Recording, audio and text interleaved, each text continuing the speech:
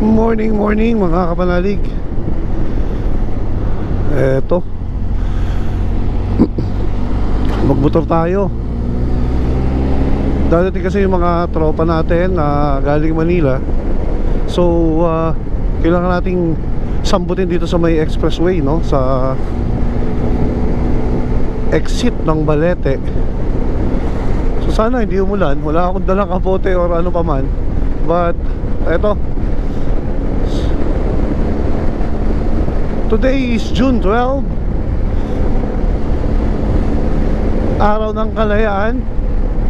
Malaya tayong magmumotor mga kapanalig. Pero mag full tank na tayo ng gasolina para sigurado.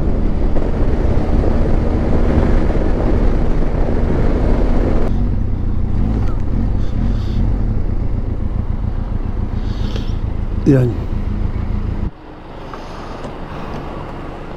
Yan, marami pa naman. Magaling na yung sigurado. O, kaway ka sa camera para naka-video ka.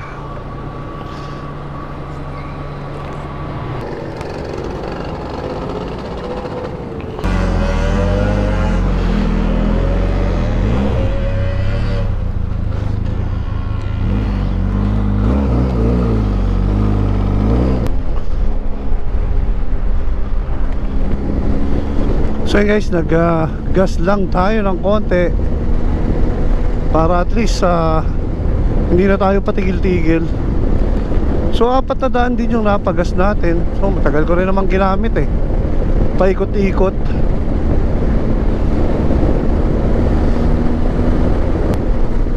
So yun nga pala, pagka maaga pa, hindi masyadong umulan. Yun yung pansin ko sa weather. Kapag maaga ay hindi masyadong umulan. Pero pag patak ng pahapon, yun na rin, doon na rin pumapatak yung ulan mga kapanalig. So sa mga riders na nandyan, ingat-ingat po tayo. Medyo madulas yung kalsada ngayon. At hindi natin kalkulado kung hindi po papatak ang ulan, ano? So ito, mapasok po tayo ng expressway. At doon na lang natin hihintayin yung mga kasama natin sa exit ng Balete.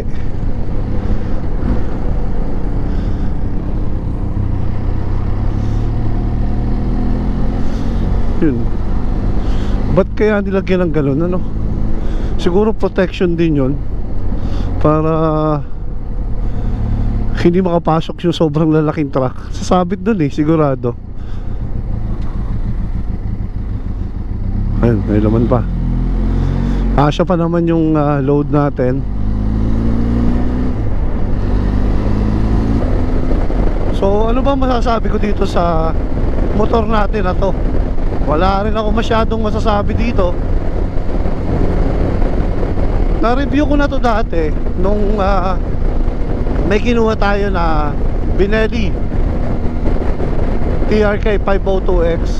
At ang nakita ko lang naman talaga na medyo negative about dito kay Benelli, or hindi naman negative, kumbaga yung isang aspeto na hindi angkop sa rider, na hindi po binihayaan, pasensya na no, sa word, hindi binihayaan ng tangkad or height, doon siya nagkaroon ng problema. Kasi almost po yung Benelli ay mataas po yung kasa. Mataas yung kasa niya. At kapag ikaw ay under height, medyo magkakaproblema ka dito. Dahil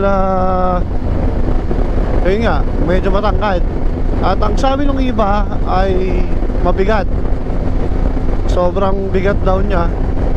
Pero totoo naman po na lahat naman halos ng big bike ay mabigat. So kung hindi ako nagkakamali ay nasa mahigit na 200 kilo ang bigat ng Benelli. Pero ang kagandahan naman dito sa motor na to ay fuel efficient siya. At ang handling niya ay napakasimple lang, ano? Parang nakasakay ka rin lang naman sa mga ordinaryong big bike na ganito lang. So sa speed, may tuli naman siya na hindi kasing torquey ng mga sports bike, pero ang kagandahan nito malakas sa akyatan, mga kapanalig. Maganda siya sa akyatan, maganda ang handling niya kapag ka mga zigzag. Ayun yung masasabi ko, kapit na kapit yung gulong. Kaya masasabi ko na rin na sa entry level niya na mga kasamang adventure bike ay itong Benelli ay isa sa masasabi ko na napaka ganda na motor para sa inyo. Doon sa mga price na hindi naman naghahanap ng sobrang tulen, hindi rin naman sobrang bagal. Kumbaga andun siya sa gitna. At ang kagandahan niya compare sa other mga big bike ay ang tunog dito, mga kapanalig, ay tunog na para ka naka inline 4. So ito, ang gamit natin ay stock ang Tambutso. Hindi ko na pinapalitan ng muffler or nung tip para umingay. Pero ito yun, advantage ito, mga kapanalig.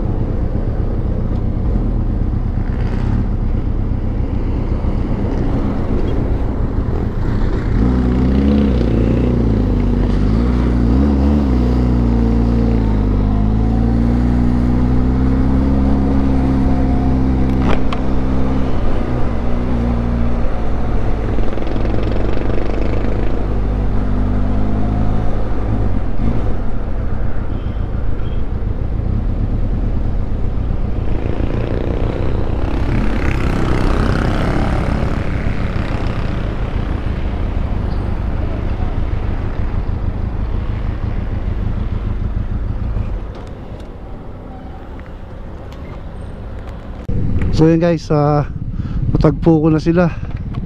So eto na yung mga tropa natin.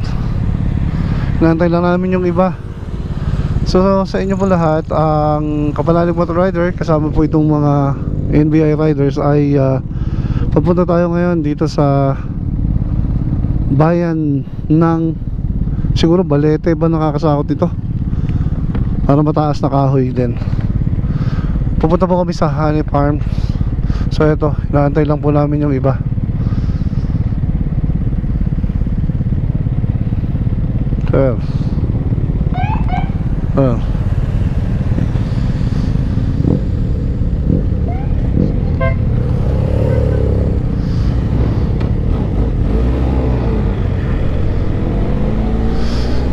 So ilan riders kami? Siguro mga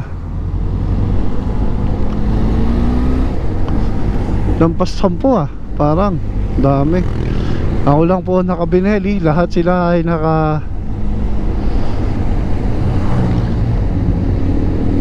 GS. Actually tinry din naman natin na magkaroon dyan, pero napakamahal. At ang isa pa sa hindi ko Corsonada sa BMW. Bakit? Kung may pera baka bumili, pero ang akin ay talagang mas gusto ko ang ganitong motor. Nakagamit tayo ng Versys 1000, nakagamit tayo ng BMW. Kung may pera, talagang maganda BMW. Kasi una, sikat, no? At syempre BM yan kahit anong mangyari. Pero sa akin kasi, mas prepared na ako sa ganito kaysa masyadong high tech. Pag masyado high tech motor mo, madaling pag nagkaroon ng problema, madali rin yung pera. Ang mahal ng gastos. Pero why not, no? Kung magkakaroon din tayo naman yan, hindi ko na talaga priority na magkaroon ng GS. Una wala naman tayong pambili. kapareho ng iba. Dahil almost how many millions it compare, di ba? Kaya hindi ko rin masabi. Pero sa akin naman po ay okay na ako dito sa motor ko na to. Hindi ko na rin masasabi na kaya kong ubusin or something mas hangad pa ng iba. Siguro pag dumating yung araw, maybe. Pero sa ngayon ay hindi natin priority, mga kapanalig, no, na magkaroon ng ganyan. Sa akin is okay na ako kung anong meron ngayon. So eto, binabagtas namin to, mga kapanalig, tong pababa ng Balete. And hopefully maganda yung video kasi umaambon po. Buti ambon lang, hindi yung patak ng ulan.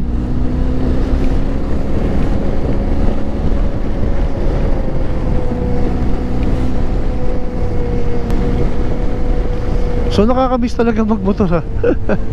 Tagal kong hindi nakapagmotor na may kasama. Hindi ho solo ride tayo ngayon, may kasama tayo. So yun, ang dami ng honey dito. So eto nga pala pong barangay na to ay nagpo-produce ng maraming honey. Kaya masarap dito. Pero delikado yung daan, madulas siya. Mas magaling pa yung malakas yung ulan kaysa ganito na basa-basa lang ng konti. Mas pagaling pa.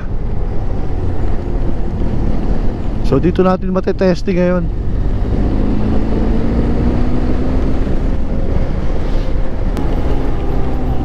Yun, no, kita na natin dito yung lake.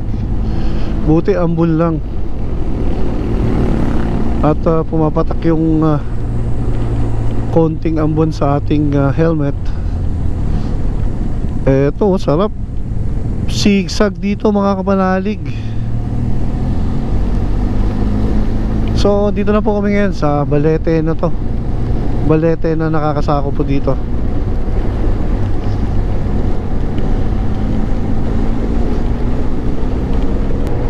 So sana wag nang lumakas yung ulan. Ganda na rin pala ng munisipyo ng Balete. So sana ganito na lang yung maging pagbuhos ng ulan.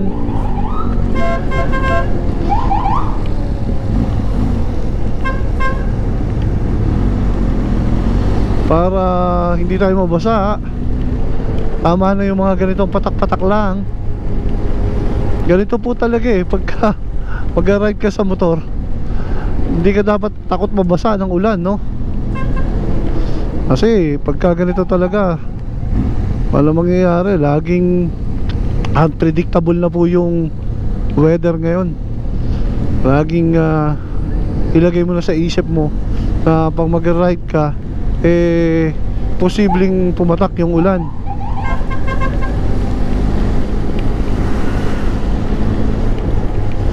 Eto, malapit na po ako sa bayan ng Balete. Tanaw na natin dito yung lawa Eto. Ayun guys, kita na yung lawa dito. May masarap na tinitigilan tayo dito pag pumupunta tayo dati dito. Itong Sumanan, eto, dito sa kaliwa. So diretso tayo. Yan, ito yung Sumanan.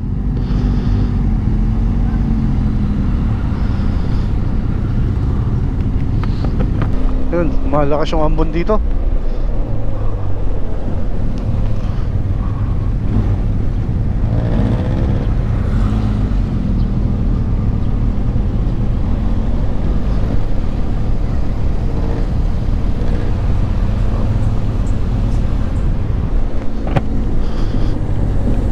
Emilio's Resort.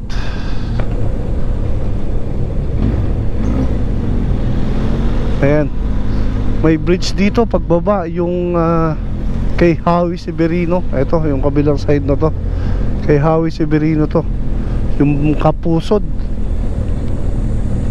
Ito Kapusod, ayan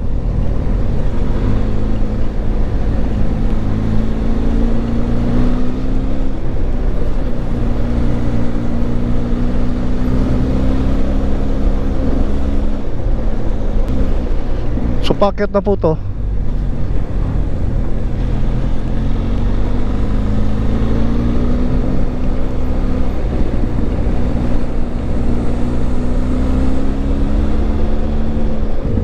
Maganda yung view dito pag hindi umuulan eh. Sa areang to mga kapanalig.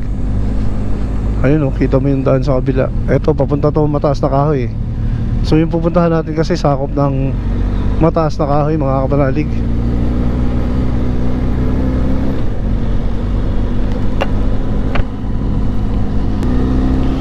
Ito yung isang daan nilang ginawa. Dati ito dito lang sa kanan eh. Ito, mas matarik siya pero mas mabilis. Mas kung ako tatanungin, shortcut. At may kainan dito na pinupuntahan din sa areang to mga kapanalig. Ito yung tomato and basil. So pagka ganito nga pa lang akit ka sa matataas na lugar na ganito, kung maaari wag kang tututok sa mga nagmumotor. Yun lang yung tip natin. Kasi problema mo dyan, pagka nagka-aberya yung nasa una, tumuto ka, eh ang hirap at ang bigat din naman ng motor. Hindi mo basta makakaya rin mga kapanalig. Ayan no, katulad yan. Almost, ito yung sinasabi ko. Oh. Kaya wag kang tututok mga kapanalig.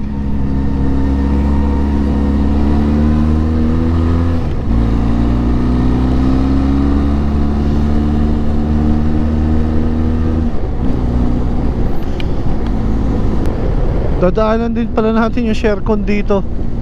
Tapos ito lalabas tayo sa highway, tapos kanan. Ang labas natin doon sa kabila na tayo.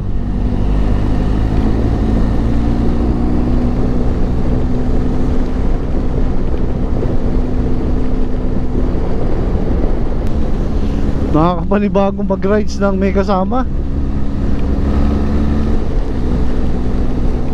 Mas masarap din talaga pag may kasama, no? Pag minsan hindi ka nagsusolo. Alam mo yun, na-enjoy mo rin siya. Unless na yung kasama mo ay kapareho mo ng skill sa pagmumotor. Yung habit ay halos pareho, no? Kasi kung magkakaiba yung skills nyo sa pagmumotor, may problema din doon. Kasi minsan yung iba sobrang tulin, tapos ikaw doon ka lang naman sa medya-medya, eh ang hirap din nun. Tapos pakikipaghabulan ka para umabot ka sa kanila. Pero pagka ganito naman na halos ay elite yung kasama natin, ano, ay nakakatuwang magmotor ng ganito na disiplinado sa daan, ano, mga kapanalig.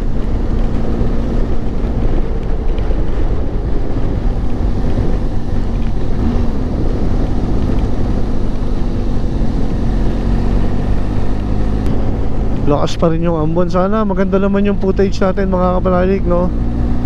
Hindi ko masigurado eh, kasi baka na yung lente, no? Zigzag nga pala yung daan dito, ah. Hindi biro. Dati pagka nagbibisikleta ako galing sa bahay, umaakit ako dito eh, nung kasagaran natin ng pagbabike. Kontakin mo yun, no? Inaahon ko to. Ang hirap na ito, maduguan to eh pag inaahon ko dati sa bike. Alis na kami dito sa may Hanis Farm. At may pupuntahan kami. Buti hindi na umuulan. Ayan o, ang dami natin. Oo, madulas. Ang hirap. Dapat pala sa labas na, delikado dito. Dito na tayo sa labas.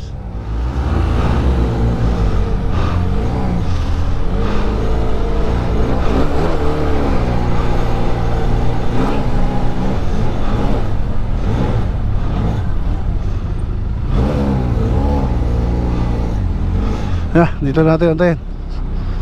Dito sa kabila.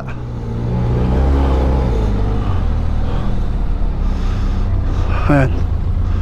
Antayin lang namin yung iba namin kasama. Antayin na lang natin. Hanis Farm.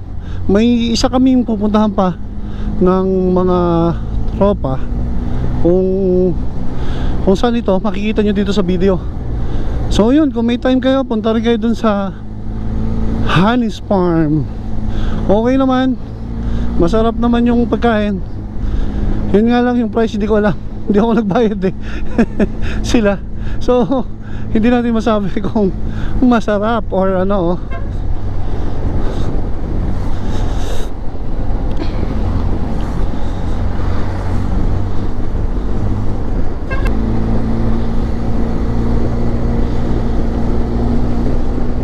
Ayun, so naka 790 yung dinaanan natin.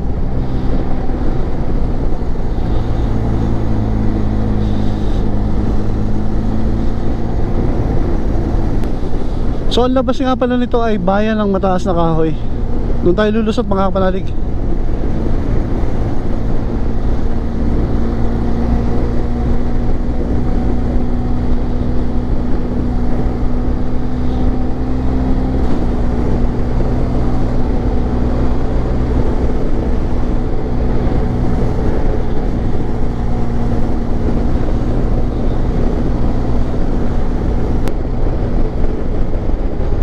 So ito po, andito na tayo ngayon sa malapit sa bayan ng Mataas na Kahoy.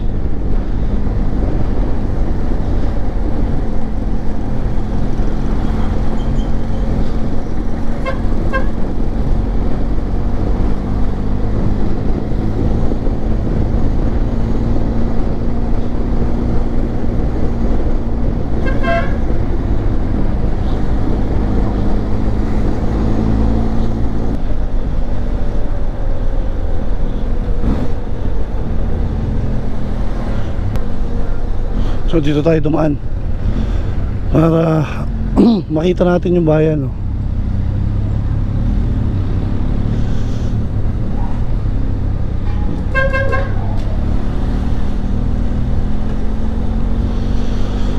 Nandito yung munisipyo sa kaliwa. Eto.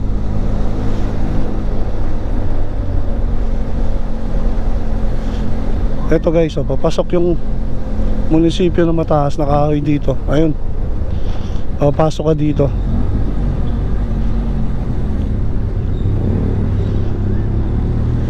Ganda, oh, may nakalagay na Happy Independence Day. Nilagyan nila ng ganito. Tapos may mga banderita, may mga bandila ng Pilipinas, mga kapanalig.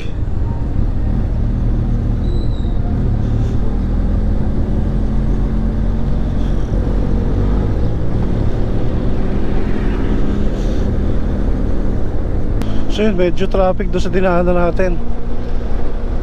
Fiesta rin yata ngayon doon, Independence Day. Pero ito ngayon, dito na tayo sa lumang barangay sa Sampaguita. Tapos ito, Barangay Kumbana. So pupunta tayo dito sa Gatilleros, na kung saan ay ito yung second point na titigilan natin. Dito daw yung lunch.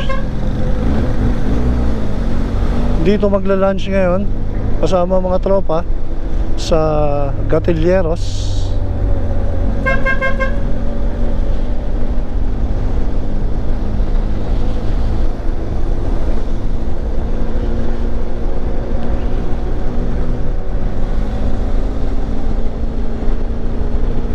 So okay din naman yun sa Honey Farm.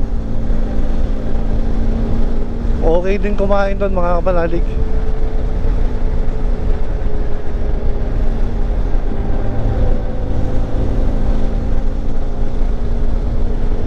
Yung pupuntahan natin ngayon medyo liblib lang to mga kapanalig. Sa hindi kabisado yung daan, kailangan mo mag-waste or gumamit ng Google Map para mapuntahan tong lugar na to, kasi hindi masyadong kita to sa kalsada dahil papasok tayo mga kapanalig.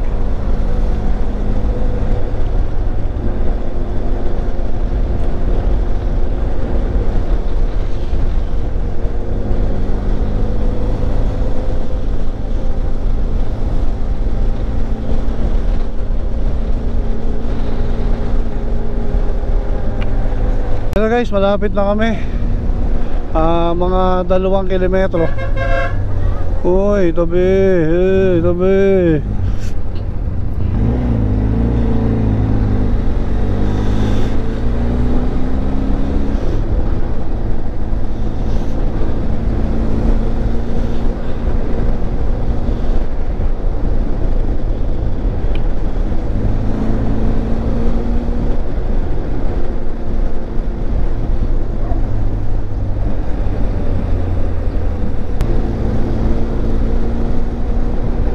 Buti hindi umulan mga kapanalig. Patak-patak lang siya. At nakasurvive tayo. So malapit na kami doon sa target na pupuntahan namin ngayon. Kaya makakarating na tayo ng mabilis.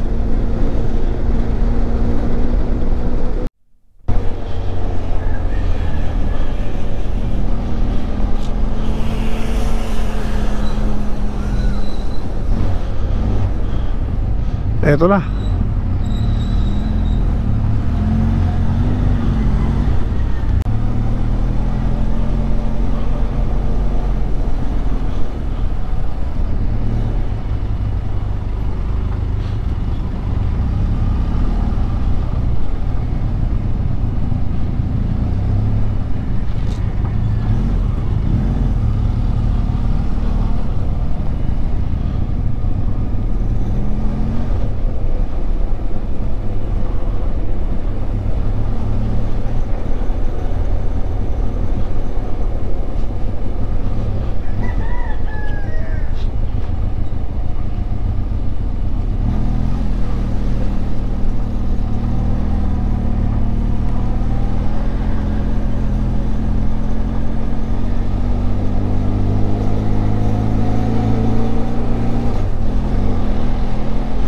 Eto na, malapit na kami.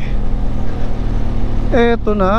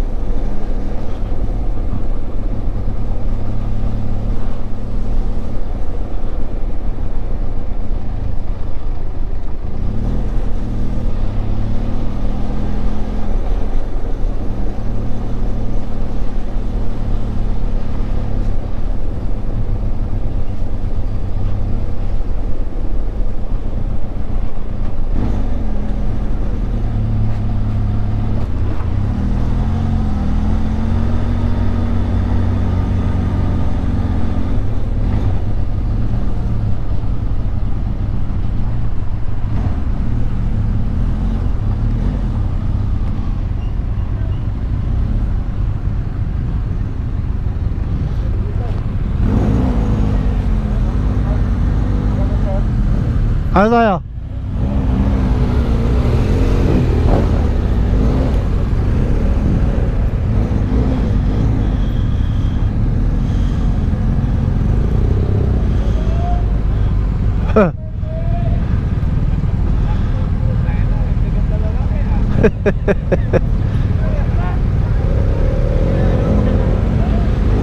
Tok.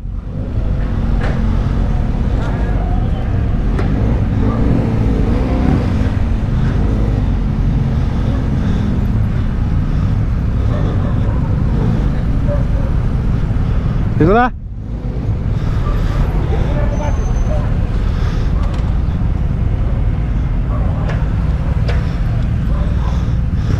So yun, no?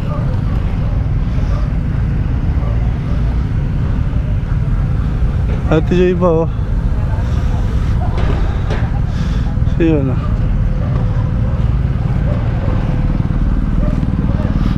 Yan. Nakuha lahat sa video.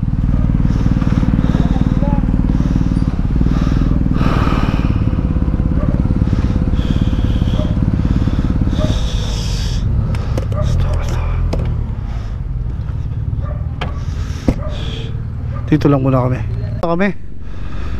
Ito yung mga tropa. Hahatid ko lang sila ng expressway, and then right after uwi na ako. So eto, papahinga na rin tayo siguro, hapon na rin. Maaga rin tayo umalis kanina. So kasama natin yung mga tropa yan. Halos nagigirap na, sasakay na sa kanilang mga motor. So sa inyo lahat, maraming salamat. And sana hanggang sa dulo panoodin niyo yung video natin.